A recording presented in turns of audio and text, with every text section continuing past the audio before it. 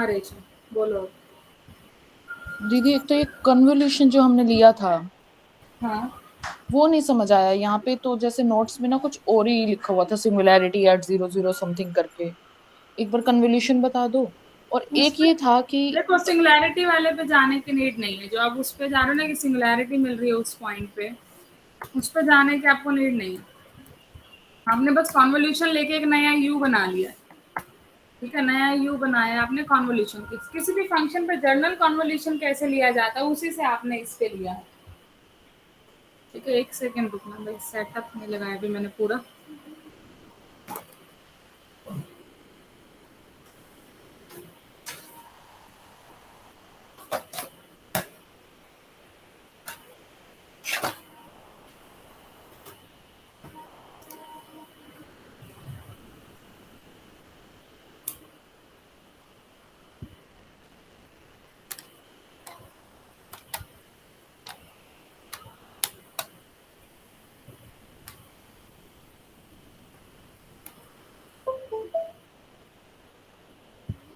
हाँ रेशम, देखो किसी भी फंक्शन पे अगर आप कॉन्वोल्यूशन लेते हैं, मान लो स्क्रीन आप दीदी। U star V. अच्छा, स्क्रीन शेयर नहीं हुई अभी, एक सेकंड। अब शो हो रही है? नहीं दीदी। हाँ हो रही है। हो रही है। तो आप किसी भी फंक्शन पे यू स्टार वी, अगर आप दो फंक्शन का कॉन्वोल्यूशन ले रहे हैं एट एक्स, तो कैसे लिया जाएगा? क्या फॉर्मूला होता है बताओ, anyone? Ma'am U X minus Y and V Y, of Y V of Y Y D Y. और यहाँ पे इंटीग्रेशन की लिमिट क्या चलती है आपके पास? यहाँ पे वैसे तो कभी कभी माइनस इन्फिनिटी इन्फिनिटी भी होती है या फिर आर की पावर एन। हाँ, जो भी मतलब आपका चल रहा है, आर एन पे काम है तो हम आर एन ले रहे हैं, नहीं तो माइनस इन्फिनिटी इन्फिनिटी, जितने का भी इंटीग्रेशन उतने पे। अगर वाई आपका बिलोंग आर एन हो गया, यहाँ आर एन आएगा। अगर वाई बिलोंग तो सिंगल रियल वेरिएबल है तो माइनस इन्फिनिटी इन्फिनिटी आ गया। तो कॉन्वोल्यूशन इस तरीके से लिया जाता है, दो फंक्शन ही प्रोडक्ट करते हैं। पहले में हम लेते हैं X minus Y Y D Y, वाई की रिस्पेक्ट इंटीग्रेशन हो रहा है, लिमिट पुट हो जाएंगी तो वाई तो खत्म हो ही जाएगा, बचेगा कौन? एक्स। तो एक्स के विद रिस्पेक्ट चला गया यू स्टार वी का। अब इसके अकॉर्डिंगली आप उसको मैच करके देखो रेशम, बताओ अलग है सेम है?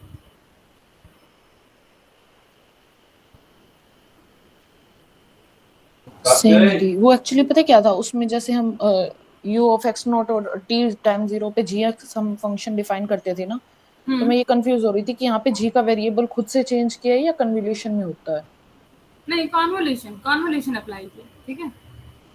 It's a convolution. कॉन्वोल्यूशन हमेशा तीसरे वेरिएबल, मतलब जो वेरिएबल नहीं है उसके अंदर, आपने U star V of X निकाला है तो अंदर एक डमी वेरिएबल मूव करेगा, X minus Y Y D Y, which is also equal to, आप ये भी लिख सकते थे, यू ऑफ, इसमें आप रख दो y, v में रख दो x माइनस वाई, तब भी ठीक है, क्योंकि convolution of v star u is equal to u star v होता है। सेम ही बात है। ठीक है, तो ये भी कर सकते थे, जस्ट शिफ्टिंग ऑफ वेरिएबल है। आपने x माइनस वाई को इसमें z पुट करके देखो, वापस देखो यही आ जाएगा। वो बस z में बन जाएगा, z को वापस y पुट कर देना, डमी वेरिएबल है। ठीक है, तो सेम ही है, जस्ट x माइनस वाई को हमने z पुट कर दिया और z को वापस लास्ट में y पुट कर देंगे। रेशम और बोलो, और क्या दिक्कत है? बस यही पूछना था दी। यही पूछना, ठीक है। और किसी को कोई डाउट हो? क्योंकि नेक्स्ट आर्टिकल हम सिमिलर वे में ही करने वाले हैं, जो हमने कल मैम एक आर्टिकल किया था।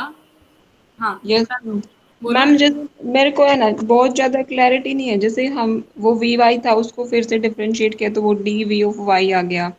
फिर हाँ सेकेंड टाइम दीदी, हाँ डी कैसे करते हैं मुझे भी कंफ्यूजन था। हाँ हाँ, बोलो आगे, बोलो आगे क्या। एक मिनट, पहले डी तक हुआ, फिर तो फिर वो उसका हम्म, फिर से करते हैं। फिर वो कुछ डेल्टा टाइप से आ डेल जाता है बन वो। जाता है, हाँ। वो समझ नहीं आ रहा मैम, मतलब एक बार थोड़ा सा ज्यादा एक्सप्लेन ज्यादा कर। डीप में जाओगे तो आर एन के अंदर सारा स्टडी करना पड़ेगा हमें, मैं इसलिए आपको वन वेरिएबल से लिंक कर रही हूँ, सिंपल वन से। डी का मतलब वन में था कर्ल बाय कर्ल एक्स, ठीक है, अगर वन में लेके चले। डेल का मतलब अब यहाँ पे क्या बन रहा है, curl two by curl X square, ये बन रहा है अगर वन में बात करें। बस तो आप क्या, तो curl by curl X one, curl by curl X two, N में चले अगर हम curl by curl X N, और डेल्टा लेते हो तो इन्हीं का स्क्वेयरिंग बन जाता है, और उनका सम, ये बन जाता है। ठीक है, तो हमने एक तरीके से क्या किया है, जब हम डी पे दोबारा से डेरिवेटिव करेंगे तो कंपोनेंट वाइज उन्हीं वेरिएबल के विद रिस्पेक्ट डेरिवेटिव होके ऐड हो रहा है, ये काम हो रहा है इसके अंदर।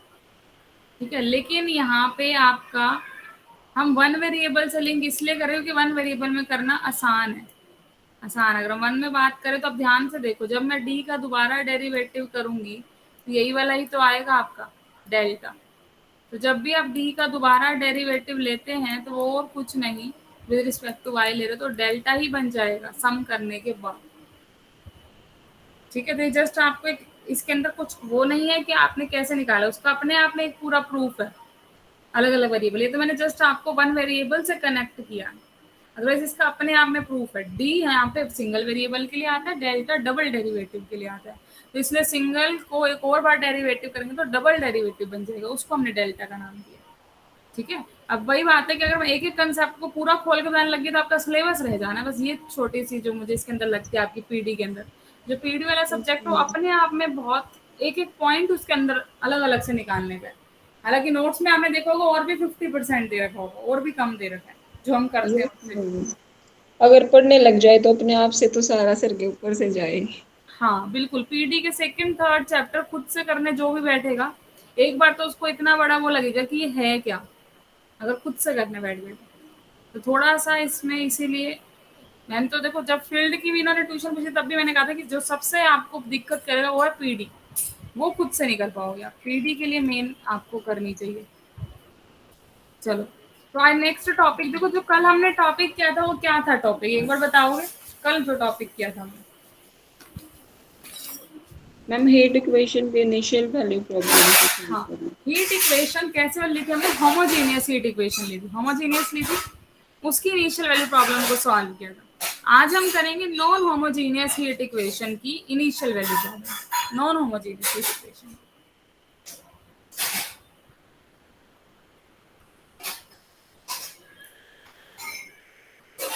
नॉन होमोजेनियस हीट इक्वेशन तो किस तरीके से लिखेंगे इसकी इनिशियल वैल्यू प्रॉब्लम को? हम ut minus del U is equal to F in R N cross zero to infinity and u is equal to zero on R N cross t is equal to zero. मतलब जब आप t को zero put कर रहे हैं तो अब की बार हमने u को जीरो ही ले लिया ताकि क्वेश्चन ज्यादा कॉम्प्लिकेट ना हो। कल तो हमने क्या लिया था, g ऑफ एक्स नॉट लिया था ना।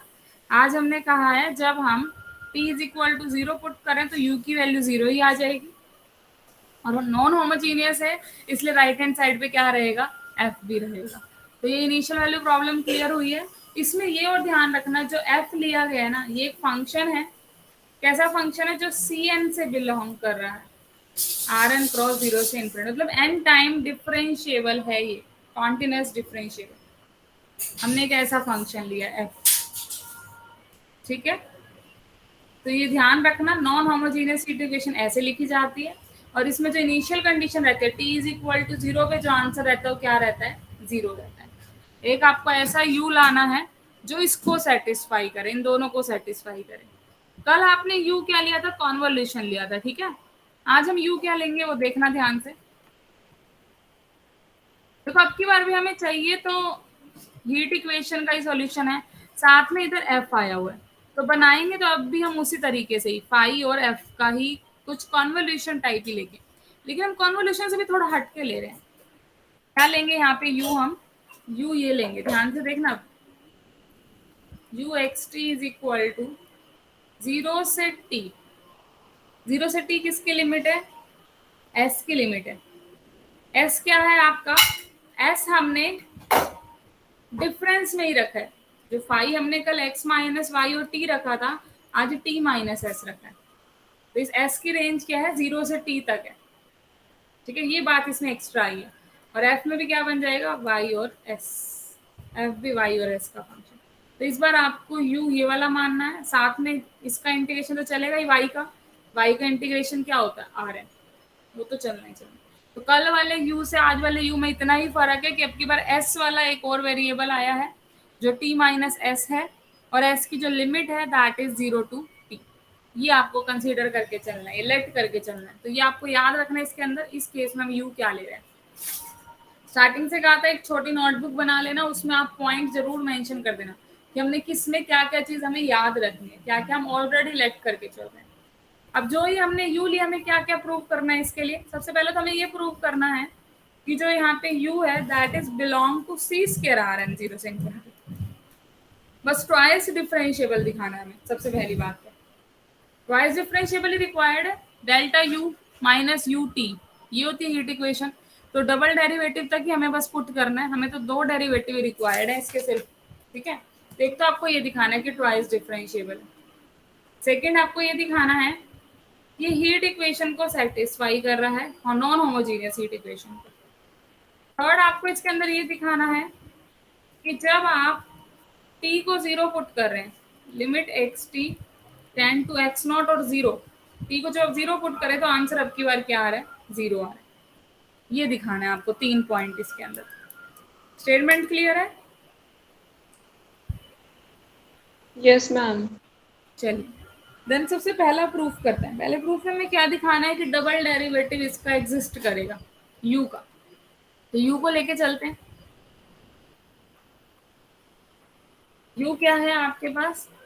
0 से t are N pi of x minus Y t minus S F of Y S D Y D S, ये है आपके पास, ठीक है। अब इसके अंदर हम कैसे कर सकते हैं? देखो डेरिवेटिव अगर मुझे एग्जिस्ट कराना है, मुझे ये पता है f तो डिफरेंशिएबल है, f तो आपका Cn से बिलोंग कर रहा था, फाई भी हीट इक्वेशन का सॉल्यूशन है, वो भी डिफरेंशिएबल तो होगा। लेकिन क्या इनकी प्रोडक्ट डिफरेंशिएबल रहेगी? ऐसा कोई कंपल्सरी नहीं अभी, ठीक है। जैसे कल तो हमने क्या किया था, डिफरेंशिएबल दिखाने के लिए हमारे पास कॉन्वोल्यूशन की वैल्यू निकल आई थी, हमने पुट कर दिया था, वहां पे हमने डिफरेंशिएबल डायरेक्ट बता दिया था। लेकिन अभी डिफरेंशिएबल दिखाना थोड़ा सा मुश्किल है। एक्चुअली हमें यहाँ पे हमें थोड़ा सा एक चीज और निकालनी है। हम ये दिखाना चाह रहे हैं कि यू टी एग्जिस्ट कर रहा है, एक तो सिंगल डेरिवेटिव एग्जिस्ट कर रहा है, एक हम दिखाना चाह रहे हैं कि डबल डेरिवेटिव भी एग्जिस्ट कर रहे हैं। कर्ल बाय कर्ल एक्स आई और curl x I curl X J, मतलब delta, delta with respect to X निकलता है ना, तो एक्स के with respect to double derivative दिखाना है और टी के विद रिस्पेक्ट सिंगल डेरिवेटिव दिखाना है, एग्जिस्ट कर रहे हैं। तो यहाँ पे हमें एक तो यू टी निकाल के दिखाना है और एक हमें curl u by curl x I X J ये निकाल के दिखाना है। It means double derivative X I X J के विद रिस्पेक्ट यू का और single derivative with respect to T का, ये हमें इसके अंदर दिखाना है निकाल के, ठीक है। ट्वाइस डिफरेंशिएबल दिखाना है। कल तो इनफाइनाइट डिफरेंशिएबल हो गया था, आपने फाई को पुट कर दिया तो ई की पावर में आ गया था, तो फाई इनफाइनाइट डिफरेंशिएबल, एफ वहां पे ऑलरेडी इनफाइनाइट डिफरेंशिएबल आपको गिवन था, एफ आपने लिया था, तो कल वाला काम तो आसान था। आज हमें यूटी और डेल यू निकाल के दिखाना पड़ेगा। चलो कैसे निकालेंगे देखो। सबसे पहले तो आप सब्स्टिट्यूशन कर दीजिए इसके अंदर ताकि आसान बन जाए थोड़ा सा। एक्स माइनस वाई को थीटा और टी माइनस एस को फाइव, इसको थीटा इसको फाइव, ये पुट करेंगे। अच्छा एक बात बताओ, अगर आर एन पे इंटीग्रेशन, इसका मतलब क्या है? कितनी बार इंटीग्रेशन हो रहा है यहाँ पे? n times ma'am. N time. और एन टाइम इंटीग्रेशन की लिमिट्स क्या क्या है? 0 से इन्फिनिटी, सॉरी माइनस इन्फिनिटी से infinity. Yes, minus infinity to infinity. Y की लिमिट लगा रहे हो ना आप, तो वाई तो एक वेरिएबल है जो माइनस इन्फिनिटी से इन्फिनिटी तक जा सकता है। तो जब मैं इसको चेंज करूंगी, देखो वाई की अगर मैं देखूँ यहाँ से D Y minus is equal to D theta, ये बन जाएगा। अगर मैं डी वाई का आंसर निकालूँ डी थीटा की टर्म में तो नेगेटिव साइन आएगा। ऐसे यहाँ पे भी क्या आ जाएगा, minus d s is equal to d five. ध्यान से देखते जाना, y का मतलब y1 y2 yn, उसी according theta one theta two theta n हम ले सकते हैं। तो हर एक के लिए एक माइनस आएगा, minus D Y one minus D Y two minus D Y three, हर एक के लिए एक एक नेगेटिव आ रहा है, जो d theta one d theta two D theta n से रिप्लेस हो रहा है। ऐसे minus d s one minus d s two minus d s n replace हो रहा है, d five one d five two d five n इनसे replace हो रहा है। तो जब हम इसको एन इंटीग्रेशन पे ओपन करेंगे तो इसकी लिमिट क्या आएगी इन इंटीग्रेशन की? y पे डिपेंड करेगी, अब y वाले में जब मैं इन्फिनिटी पुट करूंगी तो आंसर देगा माइनस इन्फिनिटी थीटा का, और जब मैं माइनस इन्फिनिटी पुट करूंगी तो आंसर क्या देगा, प्लस इन्फिनिटी। मतलब जो आपकी पहले रेंज थी माइनस इन्फिनिटी टू इन्फिनिटी, अब रेंज क्या होगी है, उल्टी होगी, infinity to minus infinity, infinity to minus infinity, ऐसे इन्फिनिटी टू माइनस इन्फिनिटी। यहाँ आ गया 5r theta phi f of y की वैल्यू क्या हो जाएगी यहाँ से x माइनस थीटा, और s की वैल्यू क्या हो जाएगी t माइनस फाइव। ऐसे dy को जब आप ब्रेक करोगे तो माइनस डी थीटा, मतलब minus d theta 1 minus d theta 2, ऐसे चलते चलते माइनस डी थीटा n ये बनेगा, ठीक है। और डी एस को मैं सीधा ही माइनस डी फाइव लिख देती हूँ, क्योंकि फाइव की जो सिंपल लिमिट है आपके पास, फाइव की लिमिट भी चेंज कर लो, देखो फाइव की लिमिट क्या बन जाएगी, एस को 0 पुट करोगे तो टी, यहाँ पे टी आ गया, और जब एस को टी पुट करोगे तो यहाँ आ जाएगा 0, उल्टा हो गया लिमिट। अब मुझे अगर इन लिमिट को सीधा करना है तो मुझे एक नेगेटिव का साइन चाहिए बस, तो पहले वाला नेगेटिव का साइन उठाओ, पहले वाले का इंटीग्रेशन चेंज कर दो, दूसरे वाला नेगेटिव साइन उठाओ, दूसरे वाले का इंटीग्रेशन चेंज कर दो। मतलब जितने भी नेगेटिव साइन थे उसको मैंने यहाँ यूज कर लिए इंटीग्रेशन चेंज करने में। 0 से t minus infinity to infinity, minus infinity to infinity five theta five f x minus theta t minus five, यहाँ पे वापस क्या बन गया है, d of theta 1 theta 2 theta n, तो डी थीटा लिख लेते हैं कंप्लीट, ताकि यहाँ आर एन बना दूं मैं, और यहाँ पे डी फाइव। ये माइनस का साइन सारे हमने माइनस का साइन इंटीग्रेशन में चेंज करने के लिए यूज कर दिए सारे के सारे। तो ये क्या आ गया, five theta F x minus theta t minus five D theta D five, integration चला गया ओवर आर एन, और ये 0 से टी। क्या ये क्लियर हुआ है? हाँ जी दीदी। ठीक है, किसी को भी डाउट है यहाँ तक पूछ लो। अब क्योंकि थीटा और फाई यहाँ पे डमी तो वेरिएबल है, एक तरीके से इंटीग्रेशन में यूज हो रहे हैं विद रिस्पेक्ट टू उनके इंटीग्रेशन होना, तो डमी वेरिएबल में कोई और वेरिएबल भी अगर पुट कर दूं कोई फर्क नहीं पड़ेगा। अगर मैं थीटा को वाई पुट कर दूं और फाई को एस पुट कर दूं कोई फर्क नहीं पड़ता, क्योंकि मैं वाई और एस में कंफर्टेबल हूँ, इसलिए मैं वापस वही पुट कर रही हूँ एट लास्ट। यहाँ क्या बन गया, 0 से टी आर एन, थीटा तो पुट हो गया वाई, फाई पुट हो गया S, x minus theta t minus five की जगह एस, डी थीटा की जगह वाई डी एस। मतलब इन शॉर्ट हमने क्या किया है, जो हमारे पास ऊपर गिवन था उसको हमने चेंज कर लिया है। फाइव में तो था आपके पास डिफरेंस वाला, वो हम एफ में ले गए, और जो एफ में था वो हम फाइव में ले आए हैं बिना डिफरेंस वाला। मतलब ये इंटरचेंजेबल हो सकता है, जैसे अभी मैंने कॉन्वोल्यूशन में बताया था, कॉन्वोल्यूशन में आप कैसे चेंज कर सकते हो बताया था मैंने, यू स्टार वी का कॉन्वोल्यूशन वी स्टार यू के इक्वल बनेगा जस्ट सब्स्टिट्यूशन करके, वही तो हमने यहाँ पे किया है। तो इसी तो तरीके दीदी से ये तो कभी हम, भी, हाँ जनरल रिजल्ट बन गया, कभी भी इस साइड डिफरेंस हो इस साइड एनी वेरिएबल हो वाई एस वाले, तो हम इंटरचेंज कर सकते हैं। हाँ रेशम आप बोलो। ये तो हम प्रॉपर्टी से भी लिख सकते थे भाई, कन्वोल्यूशन की प्रॉपर्टी से हम। यहाँ ये कॉन्वोल्यूशन तो नहीं था ना, यहाँ ये कॉन्वोल्यूशन नहीं था, यहाँ में करके दिखाना पड़ा। कॉन्वोल्यूशन तो एग्जैक्टली वही होता है, सिर्फ एक ही जगह हम डिफरेंस रखते हैं, यहाँ दो वेरिएबल में डिफरेंस चल रहा है, ठीक है। या तो इसको एक नया रिसर्च बनाओ, इसको डबल कॉन्वोल्यूशन का नाम दो, ऐसा कुछ आना चाहिए निकल के ना, ये कह सकते हो। ये कॉन्वोल्यूशन नहीं है प्रॉपर, ये कॉन्वोल्यूशन की भी एक्सटेंशन है आपकी, दो दो कॉन्वोल्यूशन इकट्ठे आ रहे हैं, दो वेरिएबल की वजह से इंटीग्रेशन चल रहा है।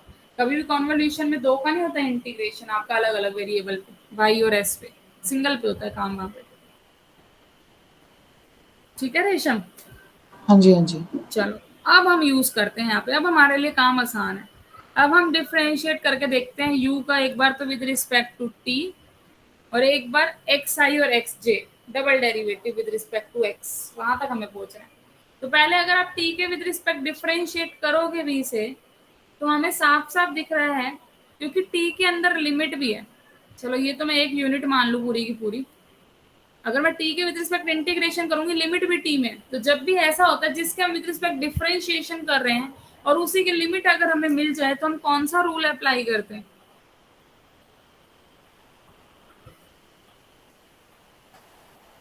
सुने कभी लेबनीज रूल? Yes ma'am. हाँ, वो कब यूज करते हैं हम, जिस वेरिएबल के विद रिस्पेक्ट हम करना चाह रहे हैं डिफरेंशिएट, अगर वही वेरिएबल लिमिट में मिल जाए आपको, ठीक है, आगे वो नहीं है, यहाँ पे डी एस है, यहाँ कोई और वेरिएबल है, डमी वेरिएबल। अगर यहाँ पे भी डी टी होता तो चलो काम आसान था, with respect to t differentiation और टी का इंटीग्रेशन बैठा कैंसिल हो जाता डायरेक्टली, लेकिन ये इंटीग्रेशन किसी और का एस का है, तो यहाँ पे कैसे करेंगे, लेबनीज रूल से। लेबनीज रूल क्या कहता है, इंटीग्रेशन को पहले तो एज इट इज रख लो, अंदर वाले का डिफरेंशिएशन कर दो विद रिस्पेक्ट टू टी। जब इसका डिफरेंशिएशन करोगे विद रिस्पेक्ट टू टी तो क्या आ जाएगा आपके पास, देखो ये तो टी का फंक्शन ही नहीं है, सिर्फ ये वाला है टी का फंक्शन, तो इसका हो जाएगा विद रिस्पेक्ट टू टी, कर दो five Y of S F T आ जाएगा, यहाँ पे X minus Y T minus S, और अंदर वाले का टी के विद रिस्पेक्ट करोगे वो वन ही है, तो वहां से कोई फर्क नहीं पड़ेगा, ठीक है। और इनटू थर्ड डी वाई, ये आ गया। लेबनीज रूल में अपर लिमिट पुट करोगे, एस की जगह पे टी पुट करो, अपर लिमिट, जब एस की जगह पे टी पुट करोगे तो क्या बन जाएगा आपका, एस की जगह टी पुट करेंगे, अंदर वाले में पुट करो, इस अंदर वाले में r N pi y t, ठीक है ना, y t f of x minus y, यहाँ क्या आ जाएगा जीरो, एस की जगह पे टी पुट करोगे जीरो डी वाई, और डी एस का with respect to d s ही वन हो गया, वो खत्म।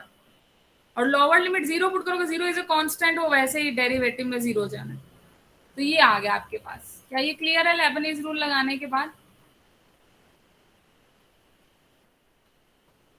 ठीक है, ये लेबनीज रूल लगाया हमने सिर्फ, तो यहाँ से हमें ये पता चल रहा है, देखो एफ टी फंक्शन आपका कैसा था, डिफरेंशिएबल था। फाई अब सिंपल आप लिख सकते हैं, फाई फंक्शन ई की पावर में आ जाएगा, फाई और वाई ऐसी तो सिंपल, तो ये भी डिफरेंशिएबल है। अब ये पूरा फंक्शन डिफरेंशिएबल बन गया है, इस साइड वाला, राइट हैंड साइड वाला। जब आपका राइट हैंड साइड डिफरेंशिएबल है, एग्जिस्ट कर रही है, दैट इज फाइनाइट, तो यूटी भी क्या हो गया आपका, एग्जिस्ट कर रहा है, ut ऑल्सो एग्जिस्ट। अगर ये एग्जिस्ट कर रहा है मतलब u is differentiable with respect to t, हम ये कह सकते हैं, ठीक है, ये कह सकते हैं। सिमिलर स्टेप पे अब हम विद रिस्पेक्ट टू एक्स आई के डिफरेंशिएट करेंगे। जब हम एक्स आई के विद रिस्पेक्ट डिफरेंशिएट करेंगे तो कुछ पंगा नहीं होगा आपका, इसके अंदर डायरेक्ट हो जाएगा विद रिस्पेक्ट टू एक्स आई।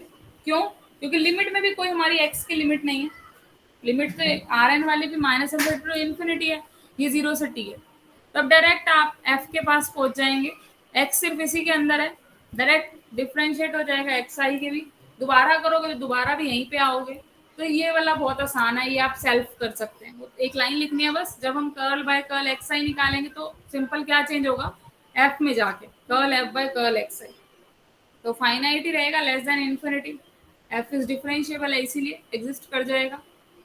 ऐसे ही curl x by curl y i भी अगर आप अप्लाई कर लोगे तो वो भी लेस देन इन्फिनिटी रहेगा, ठीक है। तो इसको नोट्स में से देख लेना, ऑटोमेटिक हो जाएगा। तो अभी तक हमने प्रूव कर दिया, यू टी भी आ गया आपका और डबल डेरिवेटिव वाला भी आ चुका है, दोनों ही आपके एग्जिस्ट कर रहे हैं, तो इट मीन्स यू जो है वो सी स्क्वायर से बिलोंग कर रहा है, you is twice differentiable. Clear है, बताओ Yes. तो कोई डाउट है फर्स्ट पार्ट में, एनीवन, कोई भी डाउट हो फर्स्ट पार्ट में। देखो जो अब इसका सेकंड पार्ट है that is quite lengthy, main इसका सेकंड पार्ट है, जो मेन है दैट इज सेकंड पार्ट। और इसमें एक बात ध्यान रखना, अपना जाके देख लेना, मैंने नोट्स अपलोड कर रखे हैं आपके उसी फोल्डर में, पीडीई वाले में ही, उसी फोल्डर में नोट्स हैं आपके इस वाले टॉपिक के भी, और इससे नेक्स्ट टॉपिक के भी इवन मैंने डाल दिए पहले ही। तो सेकंड पार्ट में हमें प्रूव करना है delta u minus you t is equal to f, हमें ये प्रूव करना है इसके अंदर, ठीक है। डेल्टा उल्टा प्रूव करना है, सॉरी माइनस एफ लिख लो, या तो इसको प्लस माइनस करके एफ लिख लो, u t minus delta u is equal to f, ये हमें प्रूव करना है इसके अंदर, u t minus delta u. तो पहले तो एक काम कीजिए, जो हमने u लिया था उसका with respect to x delta निकाल लीजिए, क्या आ जाएगा, सिंपल आ जाएगा जैसा भी मैंने बताया था आपको। तो मैं लिख रही हूँ डायरेक्ट, जीरो से t are N pi y s, किसके पास जाओगे एस का करने के लिए, यहाँ पे एफ पे, क्योंकि एक्स सिर्फ इसी में है, डी वाई डी एस, तो ये सिंपली हो गया डेल्टा अप्लाई। ऐसे यूटी निकालोगे, यूटी अभी हमने पीछे निकाला था लेबनीज रूल से, उसको लिख लो पूरे को, r N pi bar y s curl f by curl t x minus Y T minus s D Y D s, plus में एक टर्म और आई थी आपकी r N pi y t f x minus y zero d y. ये दोनों clear है ना? पिछले वाले पार्ट से मैंने डायरेक्ट उठाए हैं दोनों ही। इंटीग्रेशन ऊपर में एक बार नहीं आएगा 0 से t? यूटी वाले में नहीं, दोनों ही तो आएंगे। अंदर वाले को हमने सिर्फ डेरिवेटिव किया था, इंटीग्रेशन का तो कोई फर्क ही नहीं पड़ा था यूटी में। कैसे निकाला था? लेबनिज रूल क्या था? डायरेक्ट इंटीग्रेशन को तो पढ़े रहने दो, अंदर वाले का डेरिवेटिव कर दो सिंपल टी के विद रिस्पेक्ट। ये देखो, ये ना differentiate with respect to t Leibniz rule, ये डबल इंटीग्रेशन है ना यहाँ पे भी। हाँ दीदी ठीक है। ठीक है, सिर्फ अंदर वाले का डेरिवेटिव है ना, कुछ छेड़ना नहीं इंटीग्रेशन को पहली बार तो। चलो अब हमें चाहिए यूटी माइनस डेल यू। देखो जब आप यूटी माइनस डेल यू करोगे तो पहले दो में बाकी सब कॉमन है, तो आपका को यहाँ पे डेल्टा एक्स दिख रहा है एक तो ये वाला पार्ट, और एक यूटी में सिर्फ पहला पार्ट, इसमें बाकी सब कॉमन है, ये भी ये भी ये भी ये भी, सिर्फ ये दोनों डिफरेंस में आ जाएंगे ना, बाकी इंटीग्रेशन भी सेम है। तो मैं इनको इकट्ठा लिखने वाली हूँ, और जो बाद वाला है इसको मैं के मानने वाली हूँ।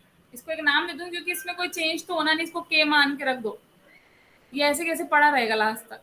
ठीक है, तो इसको के मान के रख दो। तो हमने क्या किया, इनको इकट्ठा किया है, u t minus del u क्या बन गया आपका 0 से t r N pi bar y s curl by curl t minus delta x with respect to x करो। किसका? यहाँ पे भी एफ था, यहाँ पे भी एफ था आपका।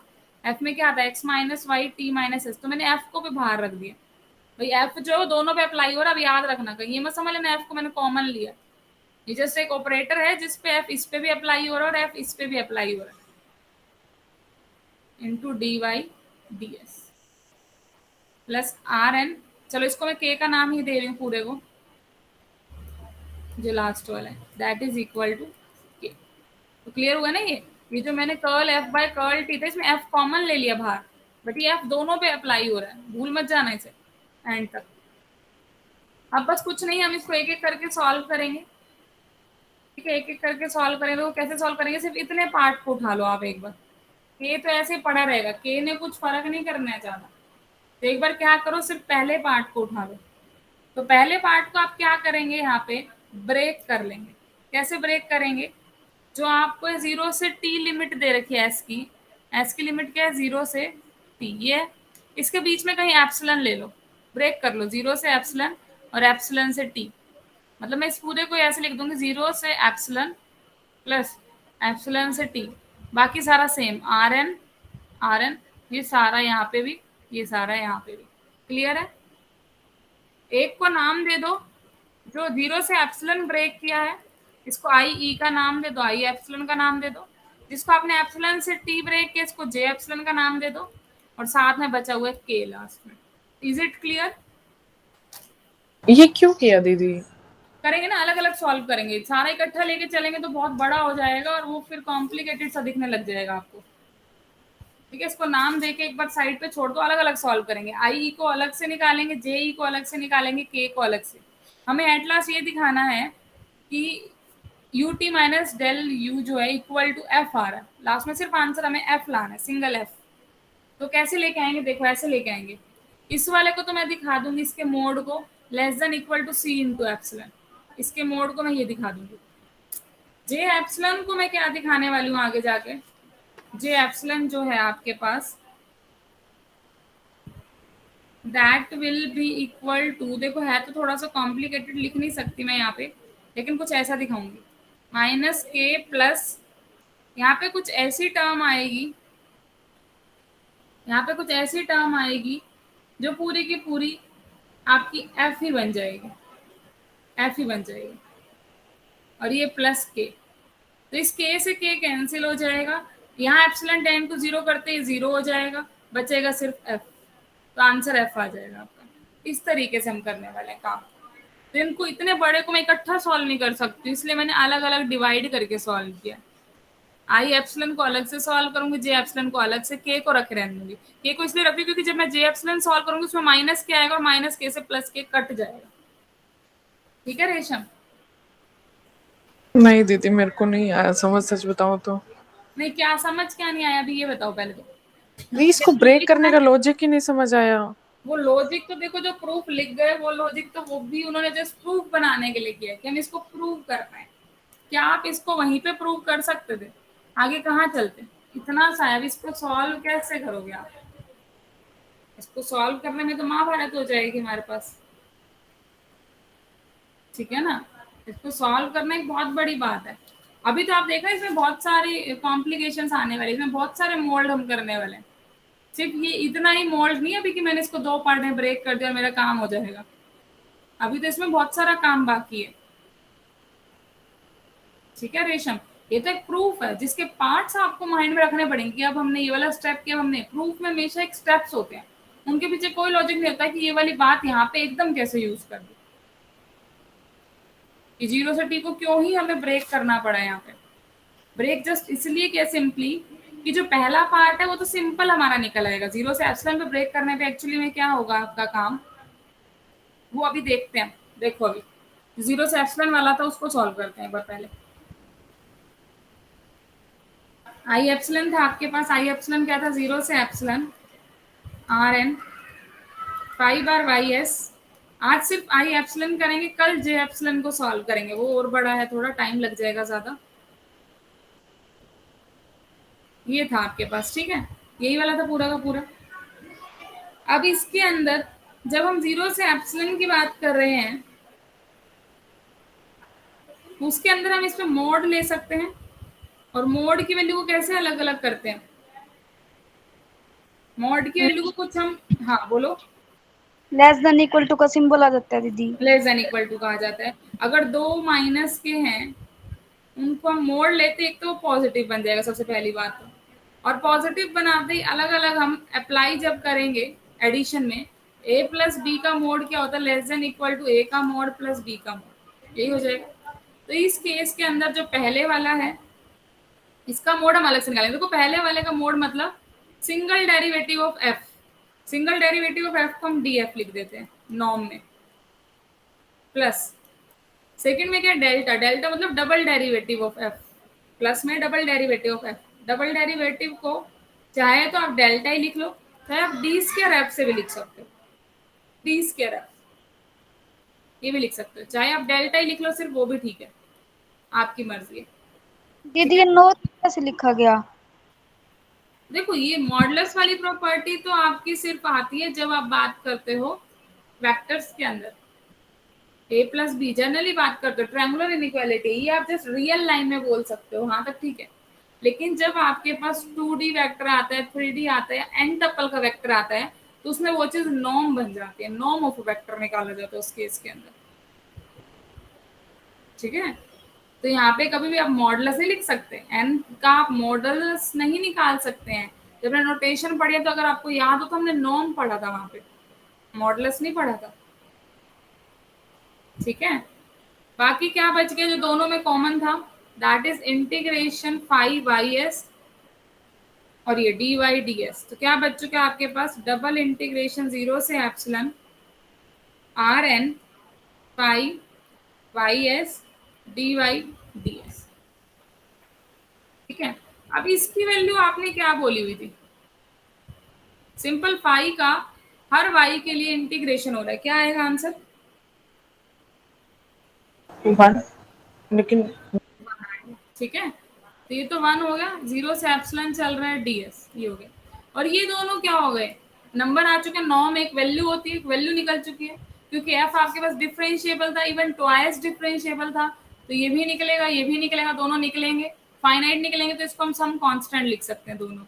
तो अगर less than is equal to c इसका इंटीग्रेशन करोगे s 0 से एप्सिलॉन, तो इसकी वैल्यू आ गई c इंटू एप्सिलॉन, देखो आसानी से आ गए। और मैंने इसको 0 से एप्सिलॉन इसलिए ब्रेक किया था क्योंकि आगे मैं एप्सिलॉन टेंड टू 0 लगाऊंगी तो इसका आंसर 0 आ जाएगा, ये लॉजिक था एप्सिलॉन लेने का। मैम अगर प्लीज एक t रखते ये तो थोड़ा t सा कोई भी स्मॉल नंबर नहीं है, यहाँ पे एप्सिलॉन हमने स्मॉल लिया। एक मिनट अभी करूंगी आपका डाउट भी क्लियर। रेशम, हाँ जी, हमने 0 से एप्सिलॉन क्यों ब्रेक किया, क्योंकि यहाँ पे एडवांटेज मिल गया हमें, epsilon is a small number, और स्मॉल नंबर जो भी होता है, अब मैं इसको क्वांटिटी से कनेक्ट कर सकती हूँ, आपका लिमिट से कनेक्ट कर सकती हूँ।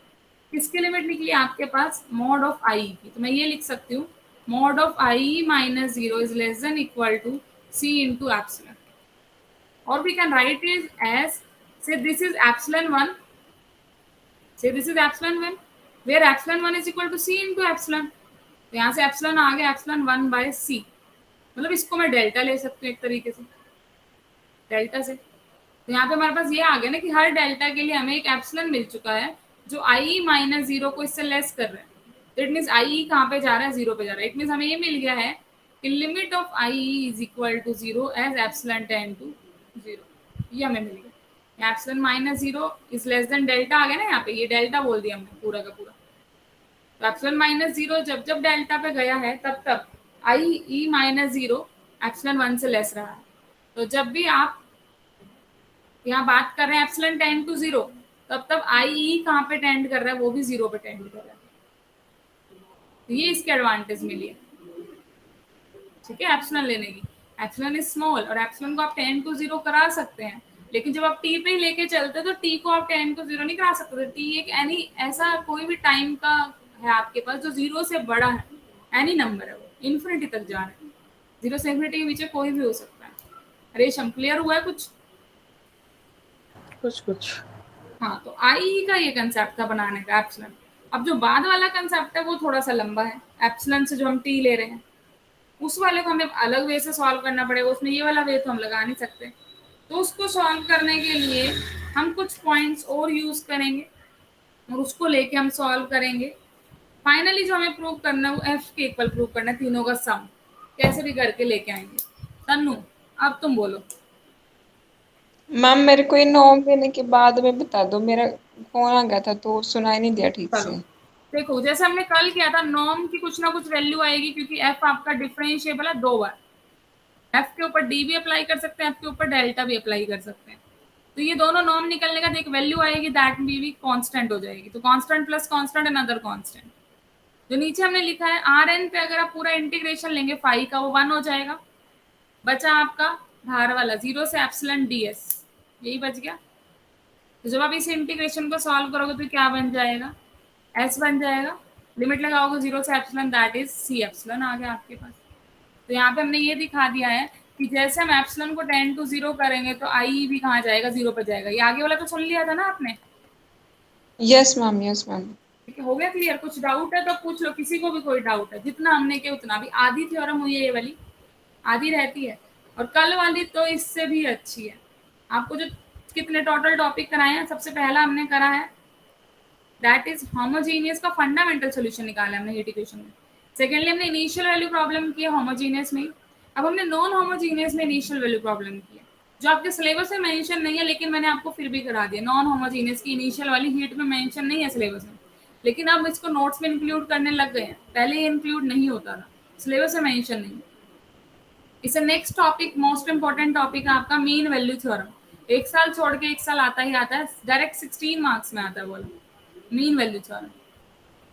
ठीक है, तो इन 4 टॉपिक में से आपका एक टॉपिक कंफर्म आने वाला है। एक कहो या पूरा 16 मार्क्स का क्वेश्चन कहो, 8 में 2 भी आ सकते हैं यहाँ से। या तो एक डायरेक्ट 16 का आ जाएगा मीन वैल्यू थ्योरम, या आपका 8 में अभी तक जो हमने किया उसमें 2 थ्योरम आ जाएंगे। दीदी ये इस इतने तरीके बड़े से आपका इसका पैटर्न। ये बड़े बड़े तो हम डिटेल में कर रहे हैं समझाने के लिए, लेकिन आपके नोट्स में तो और भी छोटा करके लिखा हुआ है। दीदी ये तो 8 पेपर में, सोल्यूशन। हाँ, पेपर में बनाने वाला क्या करता है, वो आपके नोट्स को देख के 8 में डाल देता है कहीं ना कहीं, लेकिन उसको ये नहीं पता कि जब हम इसको खोल के करेंगे तो कितना बड़ा हो जाएगा। मैम जिसने ठीक है, नहीं तो पढ़ा रखा वो पेपर बनाता होगा पक्का। हाँ वही है, जिसने नहीं कर रखा उसके लिए तो हो ही जाएगा 8 में। तो आप यही ट्राई करना, जितना खोल के लिख सकते हो, जितनी स्पीड से लिख सकते हो उतनी स्पीड से लिखना। ठीक है, और जितना मैम खोल के लिखो उतना ही सही रहेगा आपके लिए खुद ही। पेपर फिर उस तरीके से। वही टाइम देखो, पेपर कभी पेपर के तरीके से नहीं करना होता कि हमें सारा ही लिखना है। पेपर हमेशा टाइम के अकॉर्डिंग करना होता है। आपको एक क्वेश्चन के लिए फिक्स कर लेना होता है कि मैंने आधा घंटा में एक क्वेश्चन पूरा कर देना है, पूरा दोनों पार्ट। इस तरीके से हमें सोचना था, आधा नहीं तो 35 मिनट्स में तो पूरा हो ही जाना चाहिए बिल्कुल। 5 क्वेश्चन करने 35 मिनट्स भी लोगे अगर आप, तो अप्रोक्सीमेट 3 आवर तक का टाइम कवर हो जाएगा आपका। तो ये सोच के करना होता है आपने। टाइम हमेशा अपने पास जरूर रखा करो क्लॉक को जब भी पेपर देते हो।